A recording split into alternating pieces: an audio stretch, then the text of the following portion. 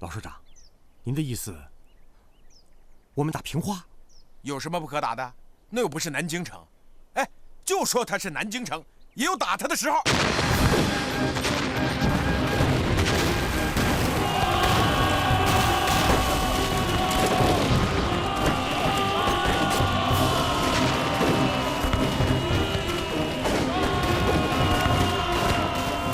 大龙，我告诉你了，5分钟之内一定要把这个山城给我拿下来，听见没有？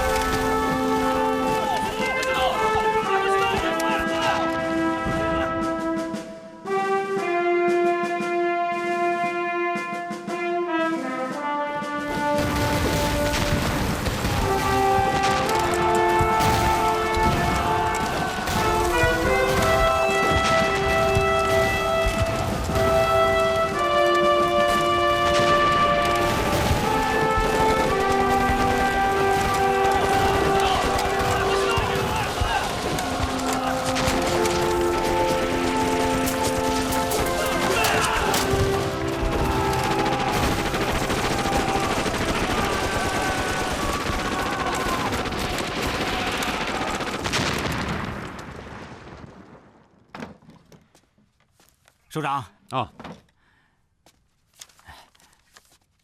你看看，王彪这一去啊，这独六师啊就成了海底蛟龙了。这些日子，他们时而集结，时而分散，把整个一个平章县搞得是翻江倒海，烽火连天啊！江南江北的报纸都是他们的消息啊。独六师这场戏演得不错，发个电报，提出表扬。这是他们刚刚发来的下一步的作战计划，您看看。这场戏可以收场了，命令独六师收缩兵力，摆脱敌人，迅速向我主力靠拢。这就收场了？你还想怎么样？你想在鲁南过了年再走啊？我是说，王彪他们刚刚拉开架势，刚刚活动开胳膊腿。疑兵的使用必须见好就收，否则就会弄巧成拙。是。李长官到。哎呀，抱歉抱歉，各位老总都已经到了啊。先周啊，请坐，快坐快坐，坐。就等你来喝酒了。哟，真是很巧啊！你们几个好像都是黄埔一期的吧？他们是，我不是，我是黄埔3期。哎，王老总啊，进步快啊！先周啊，你这酒量有没有进步啊？我这酒量怎么样？得问一问王老总啊！啊？哎，嘿，你这不是在学长的面前告我的状吗？好像我管着你喝酒似的。哪敢哪敢啊！咱们好久不见了，来来来，喝酒喝酒！来，好，来。好。来，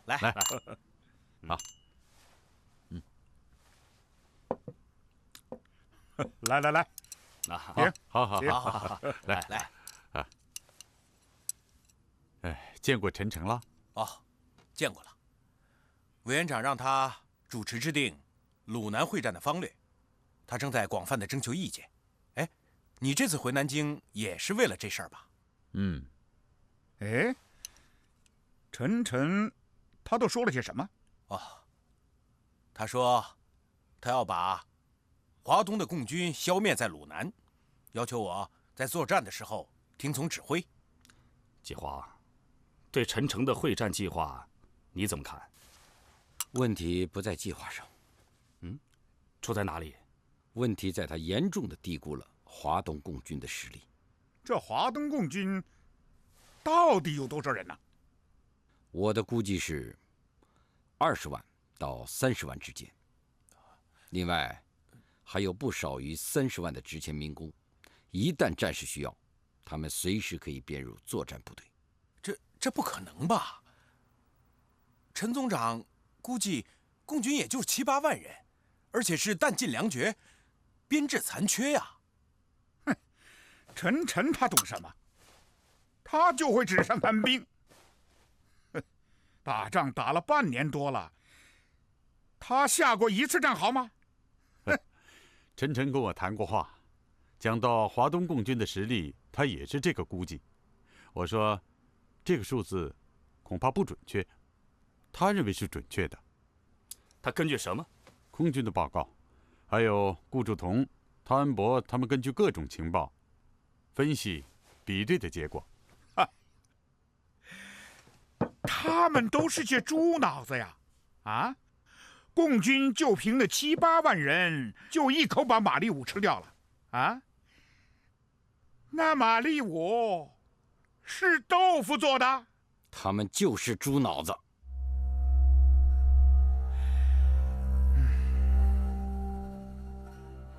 县州啊，我已经向委座举荐了你，由你来统领我们山东战区参加这次会战的部队。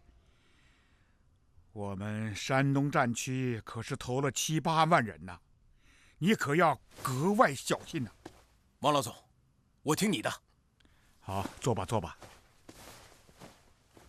如此低估华东共军的实力，非吃大亏不可。季黄啊，这样吧，跟我回济南去玩2天，啊，好不好？哎，季华，还是去吧。早就听说你对华东共军颇有研究，你去帮我们一把。哎，等打完这仗，我亲自再送你回来。陈诚从来都不听我的意见。哎呀，他那个参谋总部管不了我。哎，就是啊，去吧，诸位，这是战争开始以来最大的一次军事行动，委座点名陈诚到徐州居中调度，大家还要配合好啊！奶奶的，那就看他说的对还是不对了。三大王、大冲、大炕，还有大牙力。鱼来了，来，来，鱼来了啊！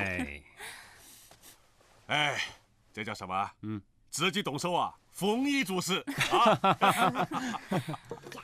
好，哎呀，出勤呐，你晓不晓得？国民党准备在鲁南地区组织规模空前的大会战呐。我听说了。哎，你估计我们还休整还要多久啊？5天左右。得抓紧时间了。我们呢，分头工作，我负责部队的休整工作，你呀，筹划下一步的作战。好。爸爸，你是不是又要去打仗啦？对呀。哎呀，爸爸呀，又要去打仗了。那你什么时候回来啊？等爸爸打了胜仗啊，就回来。啊？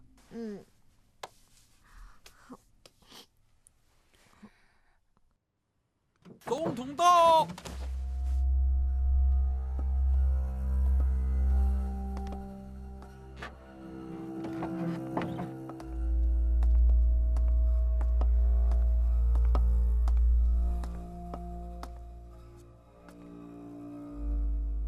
坐。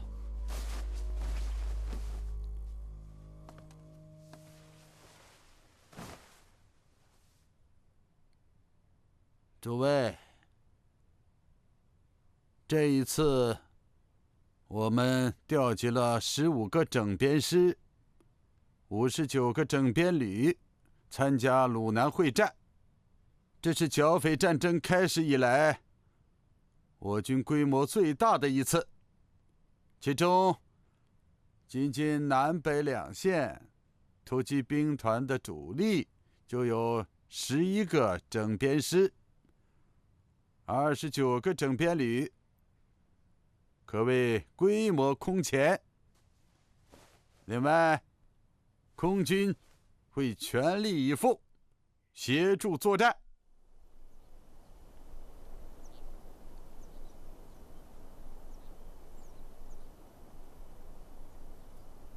同志们啊，党中央毛主席号召我们，要迎接革命的新高潮，全党全军都要为这个高潮的到来而英勇斗争。国家兴亡，全赖于此。只需成功，不许失败。是。同志们，这次统一编制之后，我们野战军的总兵力已经达到了20万人，我们主力部队的装备水平已经接近于国民党部队。现在，我们有条件消灭更多的敌人，打更大的歼灭战。我给你们15天的时间，歼灭鲁南地区的共军。蒋介石又在做梦。我们现已查明，华东共军的主力目前就盘踞在临沂附近。这个情报100%的准确。现在才清楚，不是太晚了吗？我有数十万精锐之师，锐不可挡。就算全部变成豆腐渣，也能撑死共军。陈诚也太小看我们的胃口了。这是决战，是决战。我们要通过这次决战，一举歼灭华东共军的主力。决战不决战，他说了不算。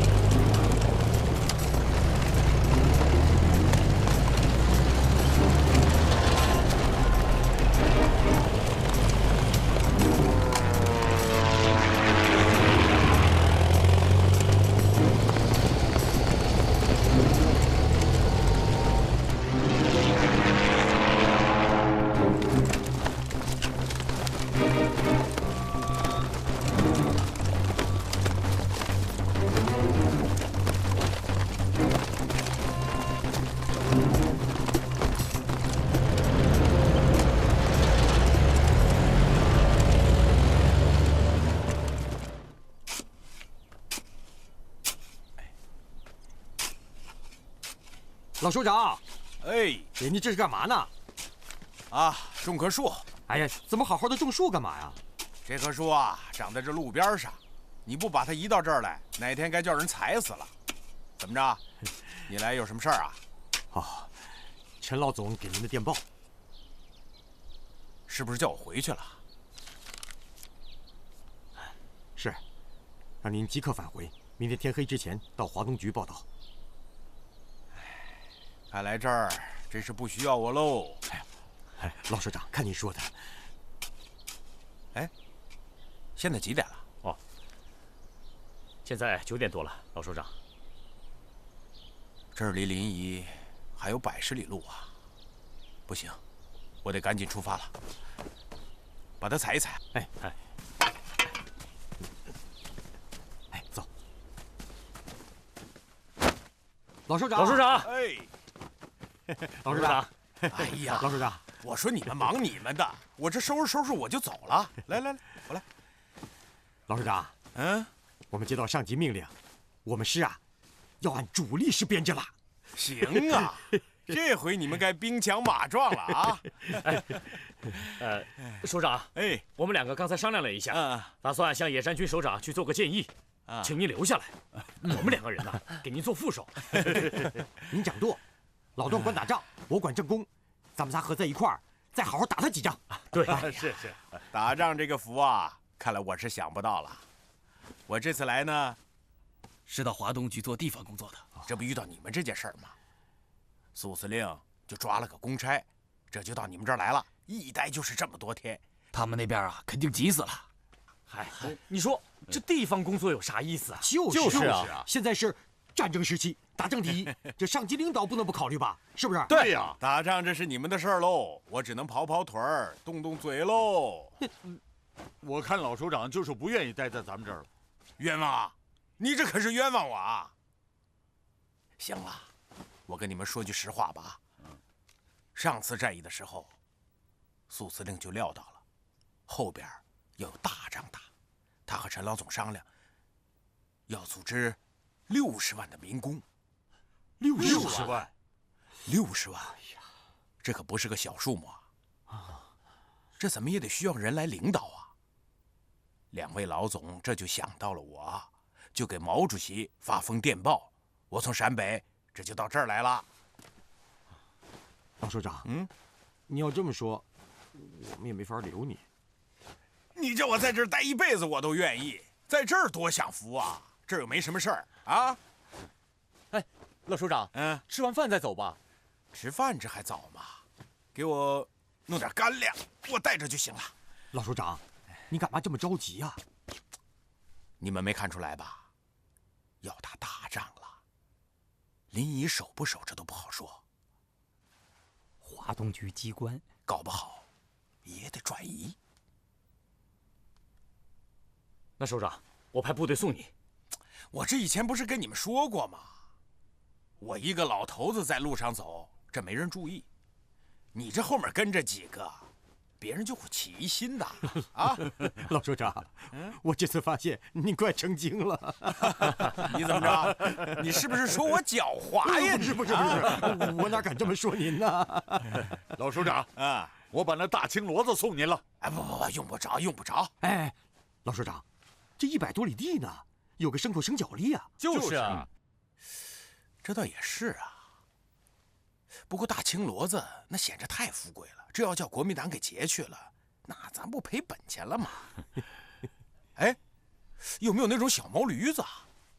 有，小毛驴现成的。哦，越小越好啊，越小越好。有，快去准备。是。走，咱们几个一块儿去跟他看看小毛驴子去。走。嘿，走喽。遇到什么事儿啊，就得互相商量着。好啊，不能说犯驴脾气就犯了啊，听见没？您放心吧。哎，好，首长，老首长，你路上小心点啊。小心点。好，那行了，都回去吧。首长，嗨，快回去吧。走了啊，您保重啊。哎，好，有空常来啊，老首长。回去吧。慢走，老首长。老首长，保重啊。回去吧，我保重。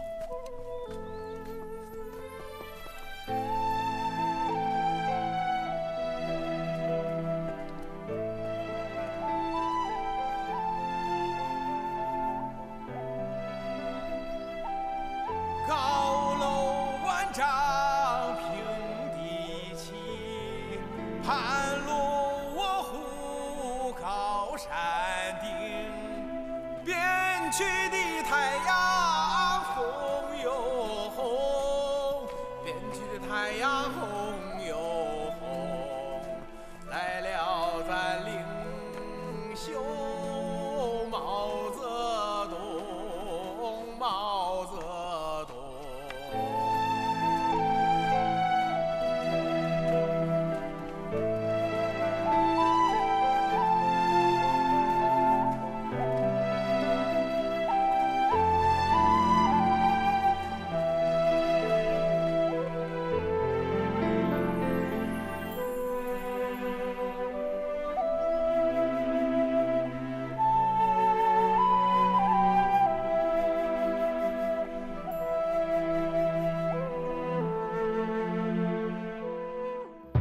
这次我们兵分3路，合击临沂。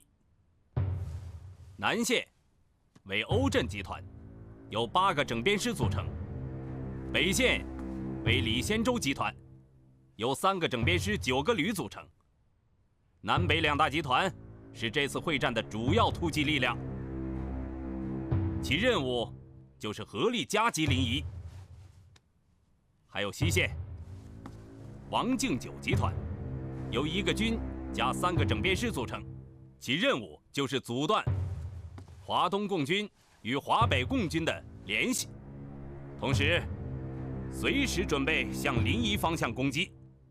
东面是大海，大海就是共军的绝路。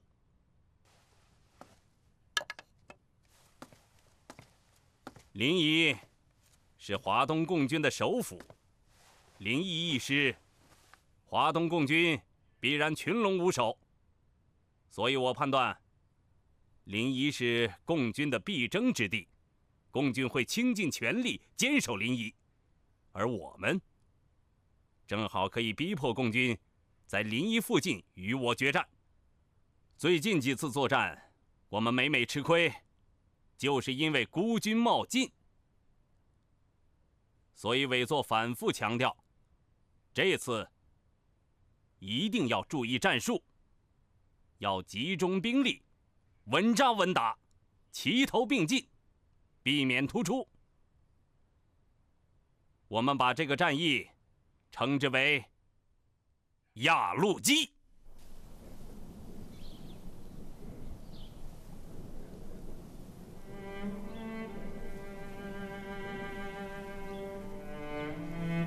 南线欧震集团，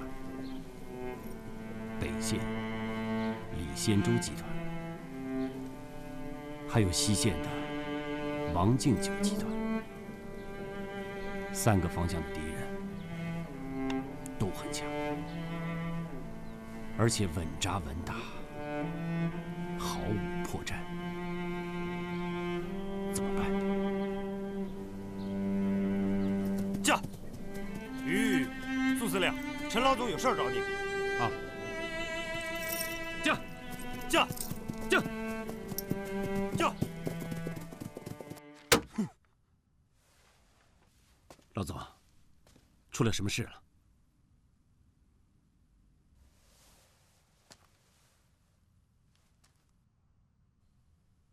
郝鹏局叛变了。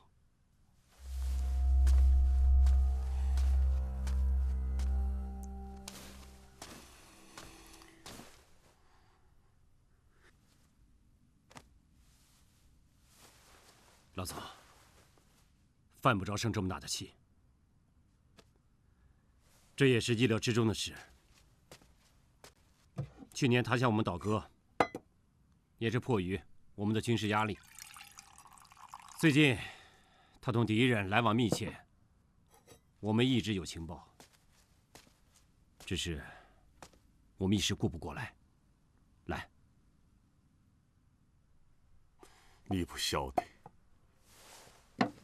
我派去的联络员朱克勤同志被他抓起来，送到南京去了。他的妻子还怀有身孕呢，他都没有放过。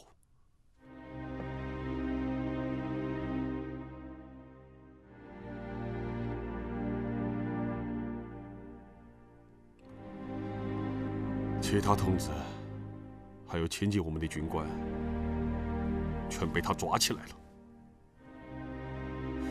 他叛变，我无所谓。他那个破烂部队，我根本就没有看在眼里。但是他抓了朱克勤同志，就是跟我陈毅有不共戴天之仇。这个仇不报啊，我誓不为人。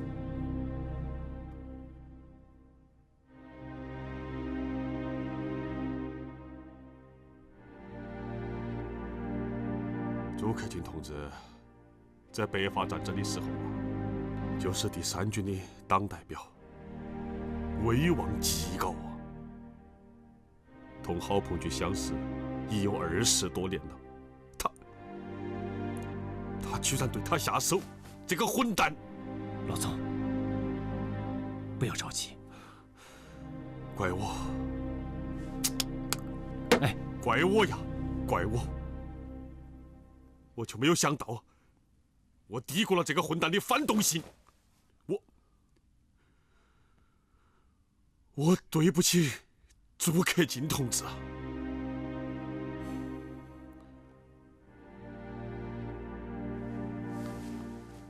老总，我向你保证，10天之内活捉郝鹏局。把他压到你的脚下。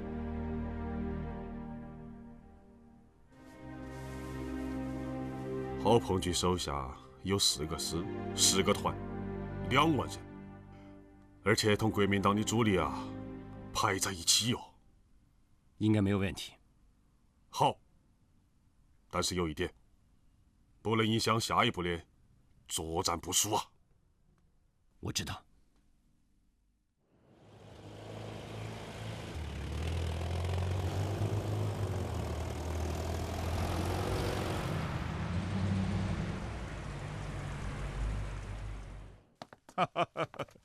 你总说陈晨不听你的，可是现在陈晨用的这个稳扎稳打、齐头并进的战法，不就是你半年前说过的吗？恐怕这是唯一的办法了。说实在的，我们的部队在作战上远没有共军那么顽强，所以呢，我们只有抱成一团，才能让共军无从下手。但是现在的情况跟半年前已经不一样了。半年前华东共军那只是一支弱小之旅，现在羽毛丰满了呀。现在也只能这样了。站在陈晨的位置上，这也是没有办法的办法。就是换了我，也想不出什么更好的办法来了。但是用这种战术来对付共军，恐怕这是最后一次了。为什么？你想想看，我们对付共军一个集团，要用3到4个集团的兵力，而且每个集团都一定要有相当的实力。如果这次不能奏效，双方的实力此消彼长，我们今后就没有能力再运用这种战术了。我看陈诚还是蛮有信心的嘛。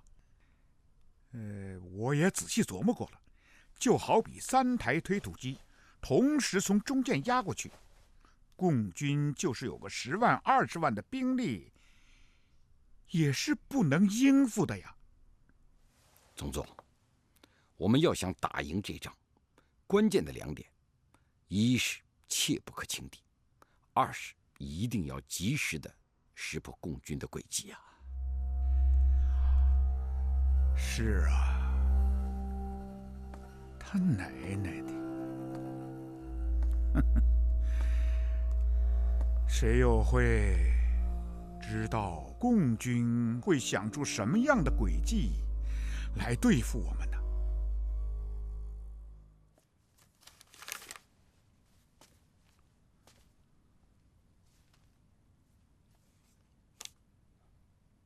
老总啊，我仔细研究了中央发来的电报，我考虑能不能在南线试一试。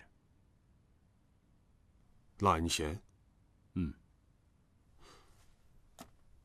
南线可是敌人最强的突击集团。所以我才说试一试嘛。现在我们的部队都在南线附近，调度很方便。目前敌人稳扎稳打，齐头并进，怕找不着下手的机会了。敌人没有给我们提供战机，我们自己来创造战机。你看，南线的敌人现在兵分3路，我们先阻击中间这一路，这样左右2路的敌人就可能会夺路向前，形成突出之势。如果这样，我们就有机会了。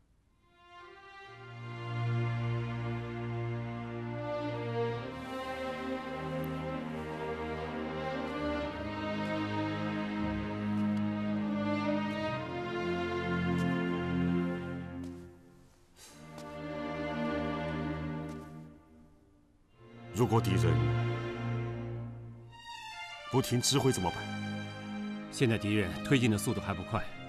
我们还可以继续观察战场上的态势，等待更有利的时机。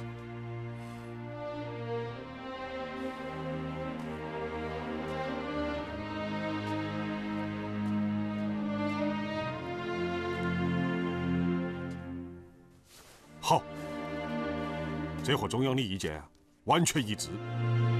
这样一来，我们就不用着急了，先打一打看。好，命令部队5点前停止休整，进入作战状态。是。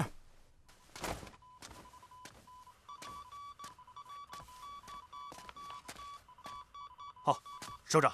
嗯。首长，你看啊，这是我们刚刚完成的报告，西北南3方的敌人全部都出动了。小袁啊，接下来这几天，有关敌人北线集团的情况，你要格外注意。我知道，北线集团的4部主要电台，我们都在跟踪监听。王耀武和李先洲的2部电台，我们也在监听。他们呢，通常都是用明语讲话，保密意识非常差。哎，又是几天没睡觉了，记不清了。你们4中队作用是越来越大，但是还要想办法挤出一点休息时间。我知道，等打完这一仗吧。打完这一仗，就算蒋介石给我发电报，我也要睡醒了再说。好，打完了这仗，一定让你好好睡一觉。我是华野侦察科科长，我找苏司令。苏司令马上见。来了。敬请啊。哎，首长啊，谢科长。老袁，华野还没有我不能去的地方啊，除了你这里啊。其实啊，我这儿也没什么好看的，还是你的工作比较有意思嘛。怎么，你们2个要不要换一换？别，首长，我可不换，我这海阔天高的多自在啊！让我整天猫这小屋里边，憋都得把我憋死了。既然知道4中队辛苦，下次到城里去，记得给他们带点好吃的回来。没问题啊，这事儿包在我身上了。走了。好，哎，再见，首长。你抓紧时间组织一支小分队，带上1部电台，马上到北线去。首长好。严密监视敌人北线集团的情况，每天向我报告1次，情况紧急就随时向我报告。首长，要不要抓他们1、2个高级军官？你看着办吧。哦，对了，还有一件事情，北线集团他们一些部队里面有我们的地下组织，如果有必要，我会让他们跟你取得联系。好，那这件事情暂时不要告诉其他人。知道了。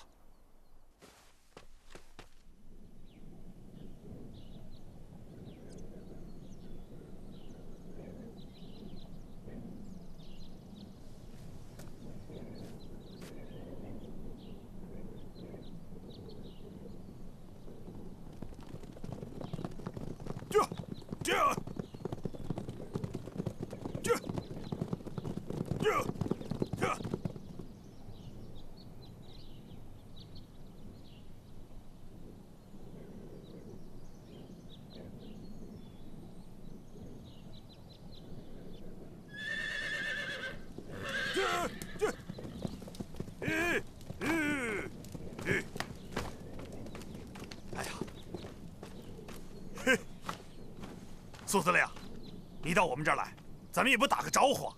刘建国，这座桥是你们建的吧？我们没修过桥啊。不可能啊，原先这里没有这座小桥啊。嗨，你在地图上看的吧？那地图也有错的时候。恰好这次我不是从地图上看的，上次行军，我曾经路过这儿。真的？首长，你肯定记错了。你看啊，这是在我的地盘上，我还不清楚。要不要打赌啊？那我找人问问啊。老周，有，你过来一下。首长，这个小桥什么时候有的？哦，这桥啊，是我们昨天才修好的，在这里修工事，有好多东西都要从这儿过，没个桥不方便。师长有什么问题吗？你下去吧。是。首长，你赢了。哎，李旭同志啊，到。来，苏司令，注意到没有？这座小桥是原来地图上没有的。哦，我已经发现了，刚记在本子上，回去马上进行修补，把这座小桥加到地图上去。哎呀，幸亏我没跟苏司令打赌啊！地图要经常更新，行军打仗的时候，随时要把地图和实物进行对照，修正地图的漏洞。另外，要注意地形和地物上的变化，利用这个变化加以利用。是，你看，如果你们要撤退，这座小桥是敌人的必经之路，敌人会用炮火猛烈的攻击，你们也可以利用这座小桥迷惑敌人，选择别的地方暗度陈仓。嘿嘿，苏司令，今天又给我们上了一课，刚才的打赌算数。中午啊，用我的津贴给首长打牙祭，算是交学费了。首长，哎，请。好啊，哎，来。立正。啊，哎，请。啊，哎，首长好，首长好。哎，倒点热水来。哎，老刘啊，你们这儿能不能防重炮啊？你现在是师长了，要加强指挥所的安全意识。没问题，这上面的泥巴有1丈多厚呢，中间还夹了2层原木，1层树枝，飞机上的炸弹直接落到上头，这底下也没事儿。苏司令啊，这次打阻击有什么奥妙没有啊？是真打还是假打？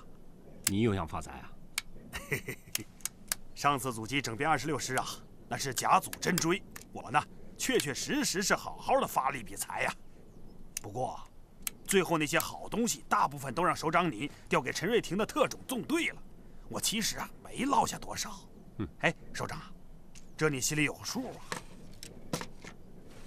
我说老刘啊，你这算盘是越打越精了。嘿嘿嘿嘿，我的装备啊，其实不如人家范老虎。你看那家伙，现在他连重炮都有。老刘啊，依你看，这次阻击怎么打？首长的目的呢，是要阻击中间这一路敌人，同时呢，让另外2路敌人不能再同中间的这一路抱团，形成孤军突出的事态。这样的话，我得真打，我得死死地顶住中间这一路敌人。说得好，就是这个意思，顶一定要顶住。但是，这次阻击一路还有一个目的，那就是我想试试看，他到底能不能沉得住气。他齐头并进的决心到底有多大？哦，我明白了，这叫试探性阻击，既要狠狠地打，又不能打得两边的敌人不敢往前闯。上一次是假阻击，这一次是有真有假。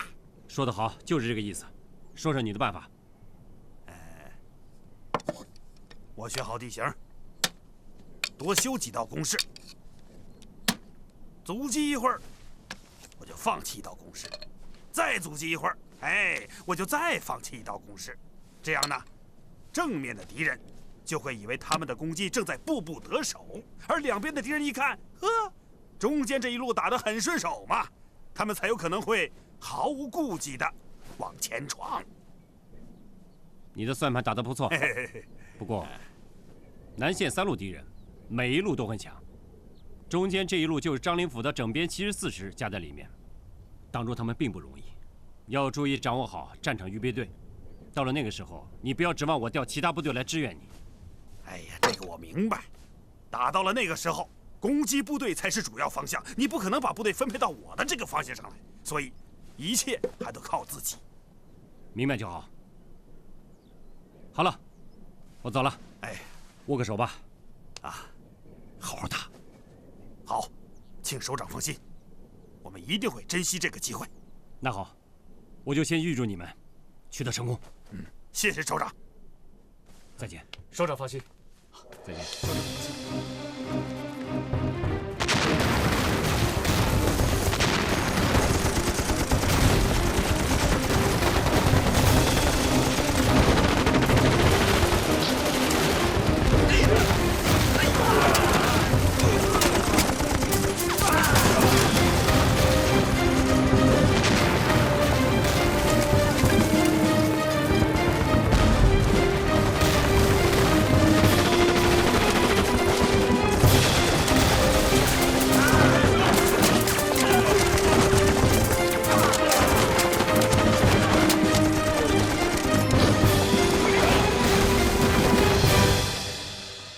我南线中路部队遭到共军的猛烈阻击，共军不打东不打西，单单阻击我南线中路部队，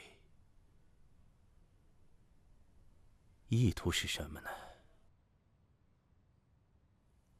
这证明我们的判断是正确的。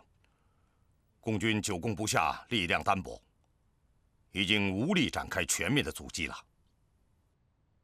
我南线部队有3路力量，只阻击一部，毫无意义啊！怎么会没有意义呢？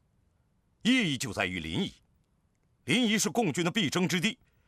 现在我们南线大军直指临沂，共军只能阻击我们一路，迟滞我军的进攻速度，以便争取时间，在临沂外围组织防御。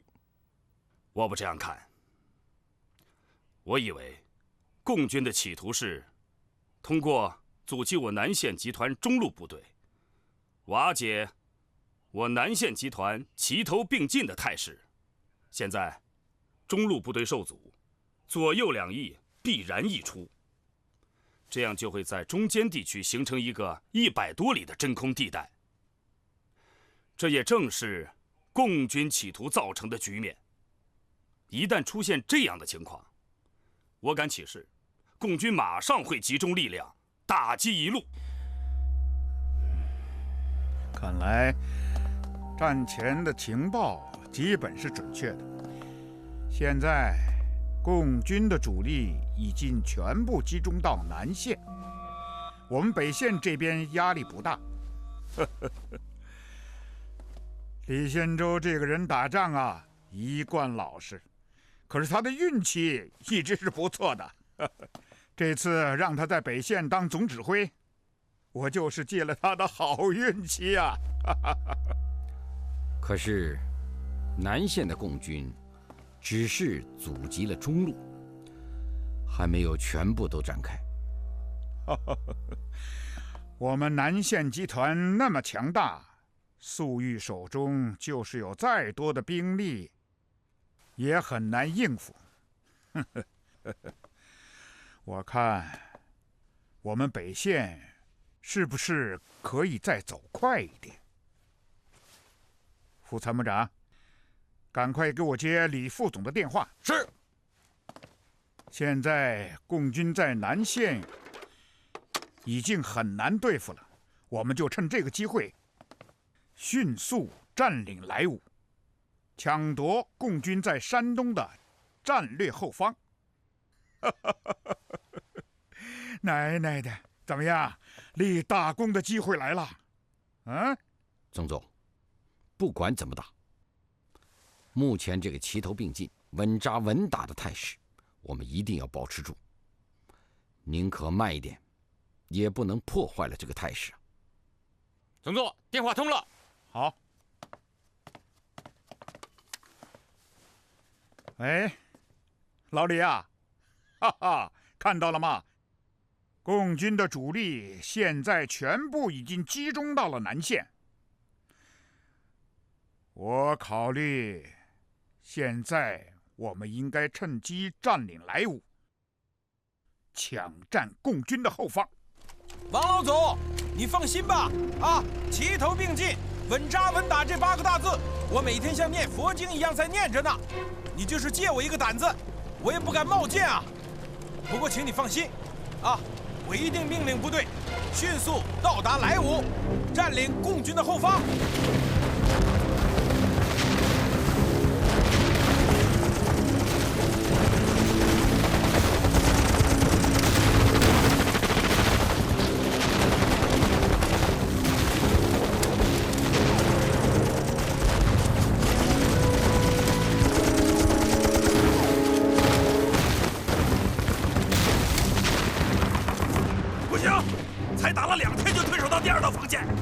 绝对不行的！你会不会算账啊？无论如何都要在原来的位置上再守上半天，这是死命令。2团的正面是张灵甫的整编74师，狗日的凶得很。今天2次冲上阵地，拼刺刀才把他们拼下去。这狗日的，我还没见过不怕拼刺刀的反动派。74师，74师，能不能要求野战军炮兵支持一下？侦察员报告，74师正在山谷里集合，而我们小炮打不到他。野战军有重炮，你会不会算账啊？让野战军的重炮支援我们。敌人一看，共军的炮兵真是太厉害了。算了，我们还是不要往前继续冒这个险了。哎，你说，你是在执行苏司令的作战计划，还是要破坏苏司令的作战计划？明白了。哎，你跟着苏司令打仗，打的是一个巧劲儿，是吧？不管进攻还是防守，你都要算一笔账，要算细账。敌人现在坚持的是齐头并进、稳扎稳打的战术，左右两翼稍有突出，立即会遭到陈诚的严厉训斥，这样他就会停下来，构筑工事。今天上午，左右两翼竟然开始向中路靠拢。敌人学乖了。哼，他们现在很团结，死死地抱成一团，打不散，分不开。哼，像蚂蚁一样抱成一团，这哪是打仗啊？简直是出国际洋相！把仗啊打成这个样子，国境中外啊绝无仅有。呵呵。南线敌人太强了，每一路都很强。胡琏的整编11师，黄百韬的整编25师，但这一路已经够我们应付。现在他3路一体齐头并进，我们很难找到机会。而且，如果这样下去，北线的敌人很快也会压过来，将使我们腹背受敌，被迫两面作战。绝不能两面打仗，这样是最坏的局面喽。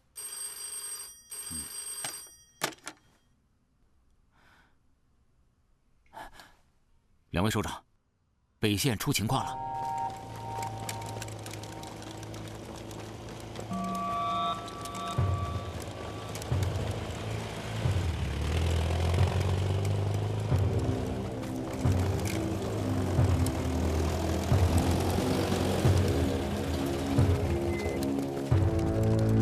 喂，王老总，我已经到了莱芜城外，明天一大早就可以进城了。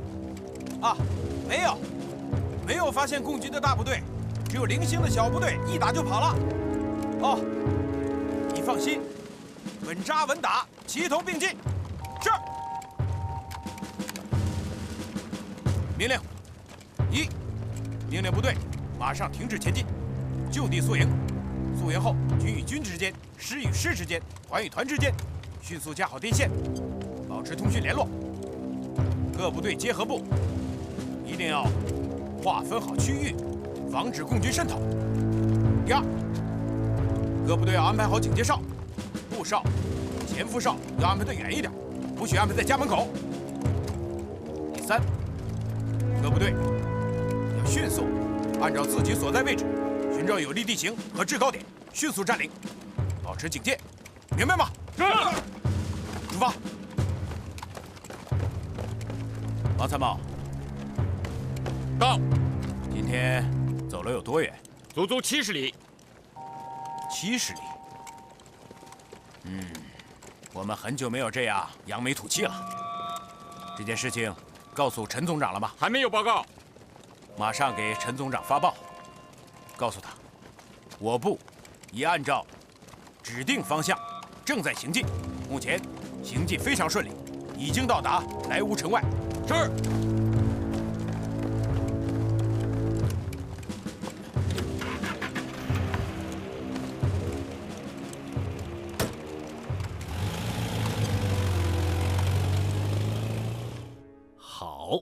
好，太好了！这个李先洲啊，一向是磨磨蹭蹭，没想到这一次，他居然如此神速，着实让我感到有点意外呀！按这个速度，不出3天，就能实现南北两线在临沂城下夹击共军的伟大计划。总长，到目前为止，鲁南会战的所有细节，可都在你的掌握之中啊！是啊，没有总长前线亲临指挥，也不会有今天这样大好的局面呢，是不是啊？是啊，鲁南大捷，看来是跑不掉啊！是啊，你们啊，替我好好想个办法，鼓励一下李先洲啊！好的，我马上向委座报告，让委座打电报表扬他。好，就这么办。总长，南线要不要加快速度？不。我这次咬定了，我要稳扎稳打，齐头并进。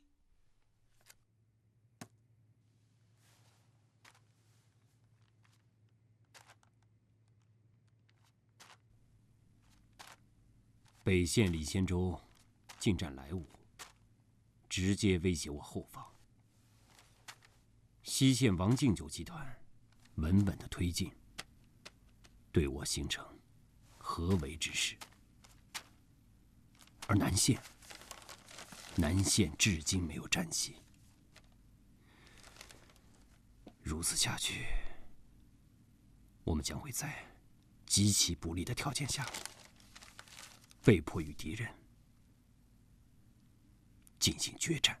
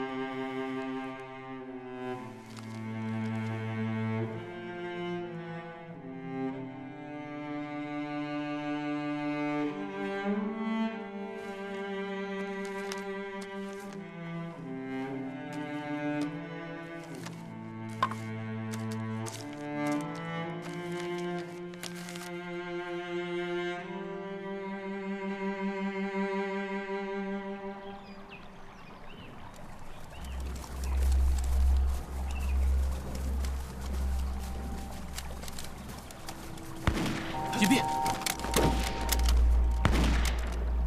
那边走。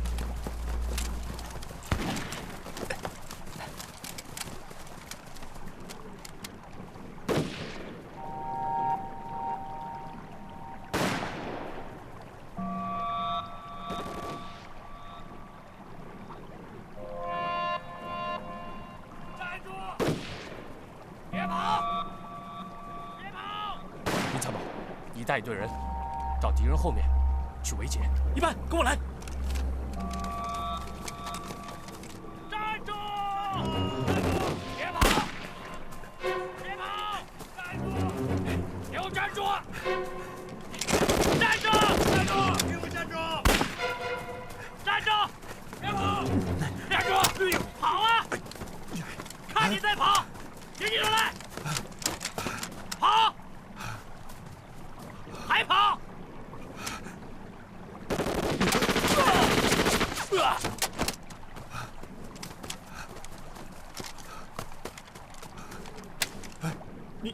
你们是什么人？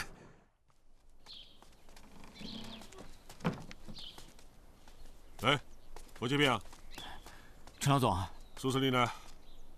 把自己关在屋子里，几天都没出来了。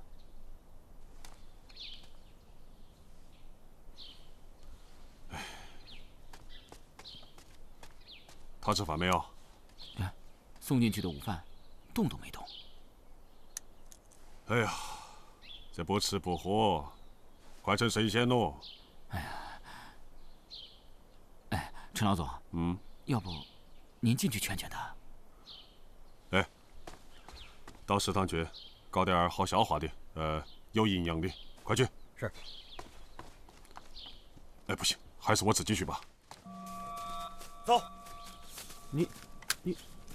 你们是干什么的？你呢？你是干什么的？我，我是教书的。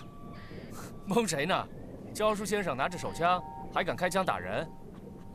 我们走吧。教书先生，请吧。你们到底是哪部分的？我们是华野的。华野的？华野怎么到这儿来了？怎么了？看着不像。向你提个人。华野司令部有一个叫王江平的。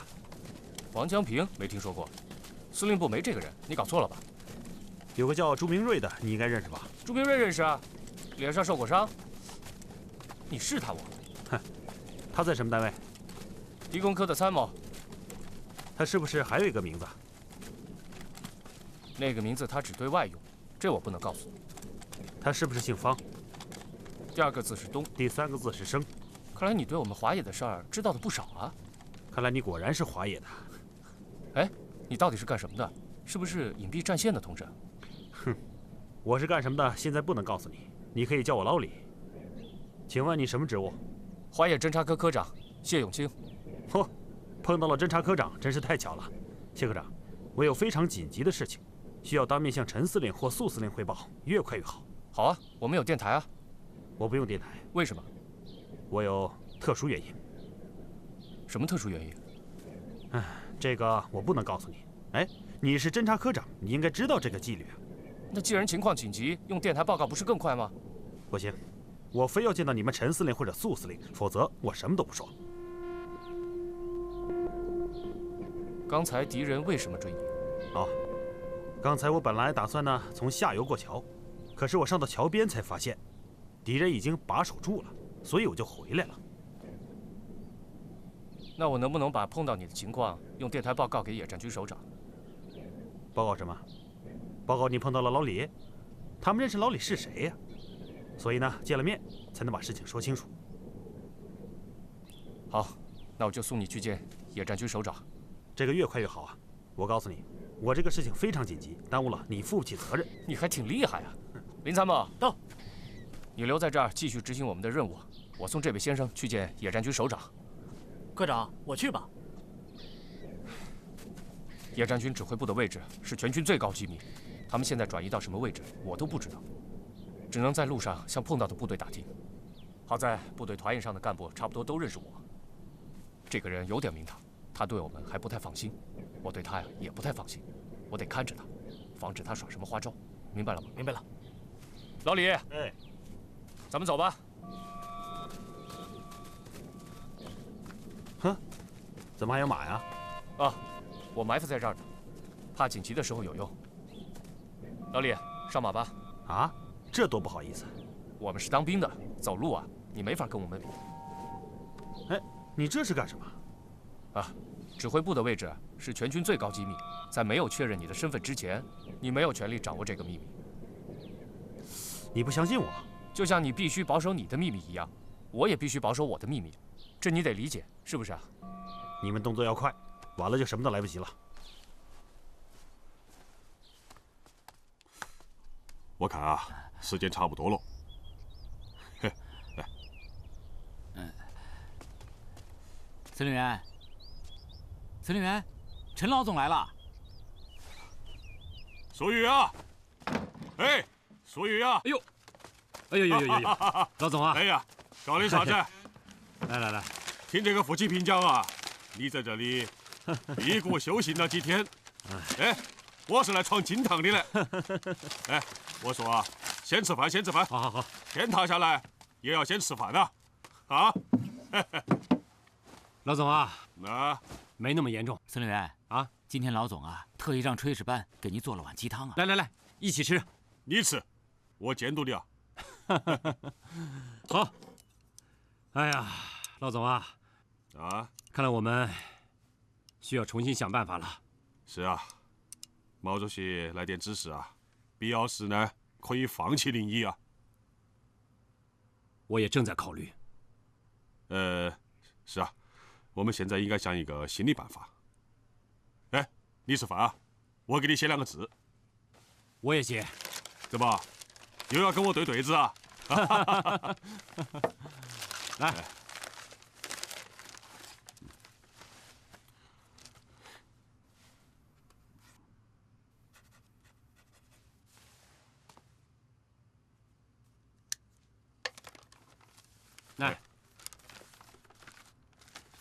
哈哈，南征北战，舍南取北，英雄所见略同啊！啊，两位首长，再唱《借东风》吧。哎，对头，这叫借东风啊！借东风。南线之敌，我们无可奈何，但是北线之敌，已攻占我后方，我们不能不管。是啊，李仙洲集团没有南线的敌人强大，应该比南线的敌人好消灭。如果能够歼灭李仙洲兵团，这大半个山东啊，都是我们的了啊！哎，但是20万部队加上60万民工，要在不被察觉的情况下隐蔽北上，这很难做到。所以啊，你要赶快拿出一个方案来。大家还有啥子问题啊？啊，陈老总，中央回电了，怎么样啊？中央同意我们的方案，要求我们迅速北移，不要惊动李仙洲集团。好。马上报告副司令。是。同志们，大家就要忙起来了啊！今天有几个大事啊，需要我们共同去办嘞。这个部队的教育和动员由我负责，部队的行动路线策划、调动、指挥由粟裕负责。60万大军转头向北，把粮食、军火、军用物资转往北线，还不能让敌人发现。这个就由华东局和省委同志负责。阻援部队啊，由老谭负责。整个战役的总指挥呢，由粟裕同志负责。今天晚上啊，大家都不要睡觉了。